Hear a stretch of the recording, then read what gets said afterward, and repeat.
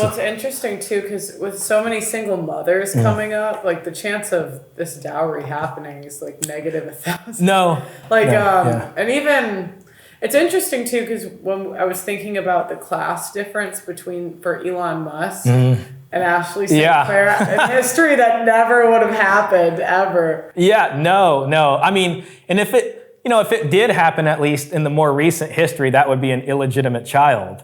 What would happen to them? So back then it was really different. Like nowadays, we do this thing where we take a child who's illegitimate and we make them legitimate, which means they have rights of inheritance and all this stuff in probate court. Back then, an illegitimate child, you're not going to legally inherit. No way. Yeah, so you have this illegitimate child. It doesn't count, and the church was strict on this too. There was no genetic tests back then either, but let me tell you something. Adoption wasn't even legal until relatively recently. No way. The church outlawed adoption. And from ancient Rome, from whenever Christianity became the sort of state religion, all the way up and through like 1850 or so, adoption was illegal. So they were very specific about, what marriages can happen. So what would happen to the kids whose parents died? Well, they probably end up in some kind of orphanage or, okay. But so it's interesting when you look at it, because what happens is back then, like let's say you married someone and she was barren or she couldn't have kids. You couldn't really know that before. They would maybe marry a concubine who's not a wife, but she can provide a child and he or she can be made legitimate. The church outlawed concubinage when they became monogamous. So it almost helped the infertile woman because, like in a way, because she still gets to stay married instead of getting divorced. If you look up what organization on the planet owns the most property, guess what do you think it is? I'm thinking Bill Gates. It's the Catholic Church. Oh no! I should have been able to guess. The Catholic Church owns the most property. Because what would happen is you'd end up with people who didn't have heirs to pass it on to, and they would gift it to the church. So when they outlawed adoption, so you couldn't adopt somebody to pass it on, you couldn't have a concubine, about 20% of people wouldn't have kids in Europe, and another 20% would only have daughters. So that particular daughter, if she didn't get married, she would have a really nice dowry because she's inheriting everything. It's not just her portion. But anyway, so it's an interesting history. So you can kind of see how that forms Europe and what's different about it. But the part to where we get to today is nowadays you'll see all kinds of strange things. You'll have a kid out of wedlock, and then as soon as the child support agency makes that kid a legal child, now this kid has claims to certain things. That's why sometimes historically that would never happen. Because it would just be the parents. Yeah. Well, this kid would be a bastard. It'd probably be pretty hard to prove that, first of all. I mean, genetic tests came in the 90s. Relatively, that's where you got Maury Povich, you got the show. Prior to that, you had blood tests. And paternity cases were like some of the hardest cases for our attorneys at the child support agency. Nowadays, they're easy because DNA tests make it so easy. But back then, you'd have to have these whole paternity trials, and you'd have to bring in witnesses, and I saw them, and they were behind the barn, or whatever happened. You know what I mean? So then you can place them there. So then nowadays, I look at genetic tests as like a nuclear bomb in this space, basically, because once that happened, it meant it doesn't matter what the relationship with the child is. This guy's the father. We can immediately get money from him. And this is why child support and custody are separate also, by the way. I'm curious, do you know anything about like when that did come out, if they found it, like, has this cheating been going on for longer than we thought? Yeah.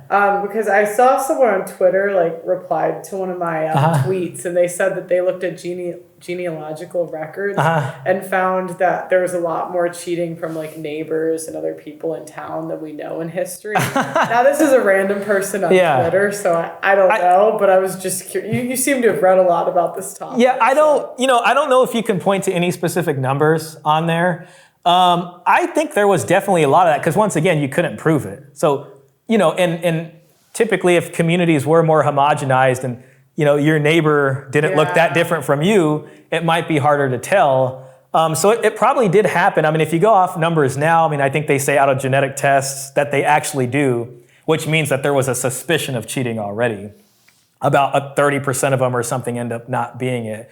But, there were some indications where I think people might have been suspicious. If there's DNA tests, God, it would have been different. No, I meant now. If there's mandatory DNA tests at birth, they should do that. Yeah, but they can't. I'll tell you this. They can't because, like let's say 20% of the population is raising kids that aren't there. And they find out. And what is that going to do to society? Yeah. I don't think the government will ever let it happen. I'll tell you this. There's less incentive for the government to do it. Because from the government's point of view, they want to see children born that have legal parents that are responsible for them. If the government probably does not want to pay to find out that we don't know who the dad is and then, have more kids on welfare or foster care. I will say there has been suspicions in history. I mean, I think it's called Lord Mansfield's rule. This was in late 1700s. I can't remember exactly. But it was in England and they made it to where you couldn't challenge paternity of the kid all the way back then. So it kind of leads me to believe that there must have been people who were like, that's not my kid. And they were trying to get this figured out until they were like, no, stop bringing this up, basically. So there's always suspicion. It's possible. Yeah, because I just wonder, do you think any laws will change in the future? I find it, I'm going to give you my thoughts so you can tell me if you agree or disagree. But I find it very improbable because there's just so much money in this machine. So with all the lawyers that are involved, all the policymakers, all of the people benefit, Social Security, I don't see any incentive for it to change. Do you have more hope than me? I'm definitely guilty of being how you got the just lift bros. I was a just change the laws bro kind of guy. Yeah. But, I've spent a lot of time talking with a lot of folks in this space, especially with folks like Paul Elam, Peter Wright. Yeah. And they've kind of watched these sort of men's rights initiatives happen over a long period of time just in their lives, but also historically. They've done the research and they've kind of seen that if the culture is not caught up with it, it tends to not happen. I don't see any big push for laws to change, unfortunately. I think with more men avoiding marriage, the only time they start to ask questions is when it seems like they're losing out. Like, oh, the birth rate's down, or this is this, or men's checking out. There's an incentive then. Yeah, and it's like, what can we do? And they will do everything they can to avoid giving men stuff. I hate to say it, but what they'll do is like, oh, well, how can we make IVF easier for women? Yeah. Or something like that. Or let's give women a tax break or something, and the men get nothing. They're paying us to have kids. Yeah, I think I saw that recently. So, you think $5,000 is gonna help? No. Yeah, and it's it's kind of a strange thing because we know kids have a tougher time or at least a worse prognosis if the father's not in their life, and there's a lot of people selling marriage, and if they want to do that, they need to make marriage a deal that at least works for both parties. At least during at-fault divorce, okay, there were no dowries back then, but at least in at-fault, you had some protection. If you cheated on her as the guy, you'd get screwed over, and rightfully so. You caused the injury in this. You were at fault. If she cheated on you, you'd be the injured party, and the way that the assets of the marriage get divvied up would be different.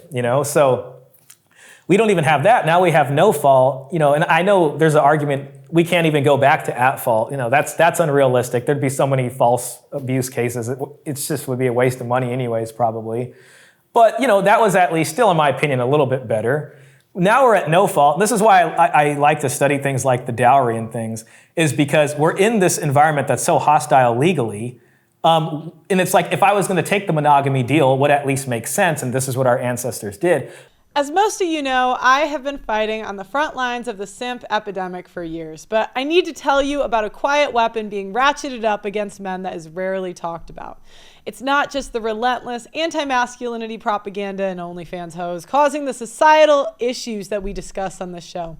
Did you know that the average city's tap water contains trace pharmaceuticals and endocrine disruptors? This often includes estrogen from birth control. The average adult consumes a credit card worth of plastic every single week. That's 5 grams of plastic a week on average. So it's no wonder that the average male's testosterone is half of what the average was 50 years ago. Testosterone levels decline 1% a year, and without a course correction, we are headed towards extinction. No matter how based you are, you need to be naturally boosting your testosterone. My friends at Chalk, CHOQ.com, are on a mission to save mankind from extinction by boosting your vitality. Chalk's Male Vitality Stack contains premium and potent herbs clinically studied to naturally boost your testosterone levels, sperm count, and overall vitality. Just one of the many ingredients in the Male Vitality Stack was studied in double-blind human clinical trials to boost total testosterone 20% in 90 days. When you boost your testosterone, you'll have more mental clarity, you're more capable of making decisions and taking risks. Having high testosterone will also affect your pheromones, so women will find you more attractive subconsciously. Get the Chalk Male Vitality Stack right now on Chalk.com. That's CHOQ.com. Use my name Pearl as your coupon code and you'll get 25% off site-wide on Chalk.com. That's CHOQ.com. My name Pearl is the discount code.